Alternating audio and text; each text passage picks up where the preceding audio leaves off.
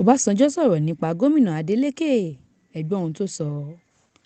Ààrẹ orílẹ̀-èdè yìí nígbà kan, Olóyè Olúṣẹ́gun Ọbásanjọ́, ti gbóṣùbà fún Gómìnà Adémọ́lá Adeleke pẹ̀lú bó ṣe dójú ti àwọn ọ̀tá rẹ̀ nípa jíjẹ́ oníjó ṣùgbọ́n tó ń ṣiṣẹ́ ribiribi nípínlẹ̀ Ọ̀ṣun. Lásìkò tó ń sọ̀rọ̀ níbi ayẹyẹ ìdúpẹ́ ìkórè ìkẹrìndínlógún ti ìjọ Love of Christ Generation Church C&S ní Victoria Island, Èkó, ni Olóyè Ọbásanjọ́ ti ṣàpèjúwe Adeleke gẹ́gẹ́ bí adarí tí kò tijú láti yin Ọlọ́run láì fi ti ipò tó wà ṣe. Ó ní ohun ìwúrí ni kí èèyàn máa fi ijó yin Ọlọ́run kó sì máa ṣiṣẹ́ fún àwọn aráàlú.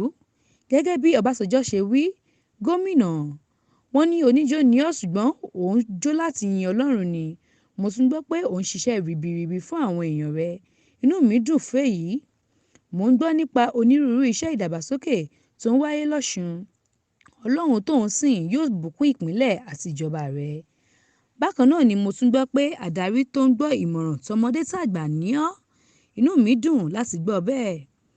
Olóyè Ọbásanjọ́ wá ké sí Ọọ̀ni Ifẹ̀, Ọba Adéyẹyè Ẹnìtàn Ògúnwùsì àti àwọn orí adé yòókù nípínlẹ̀ Ọ̀ṣun láti fọwọ́sowọ́pọ̀ pẹ̀lú Gómìnà Adeleke kí wọ́n sì máa gbà á nímọ̀ràn lóòrèkóòrè. Nínú ọ̀rọ̀ rẹ̀, Gómìnà Adeleke sọ pé onírúurú àwọn òjíṣẹ́ Ọlọ́run ni wọ́n sọ àsọtẹ́lẹ̀ nípa ìjáwé olúborí òun. Ìdí sì nìyí tí òun fi bá Ọlọ́run dá májẹ̀mú pé gbogbo ìgbà lòun yóò máa fi ijó dúpẹ́ oore. Bákan náà ló ní òun tún bá Ọlọ́run dá májẹ̀mú láti gbé ètò ìṣèjọba tó dúró kalẹ̀ fún àwọn èèyàn ìpínlẹ̀ Ọ̀ṣun.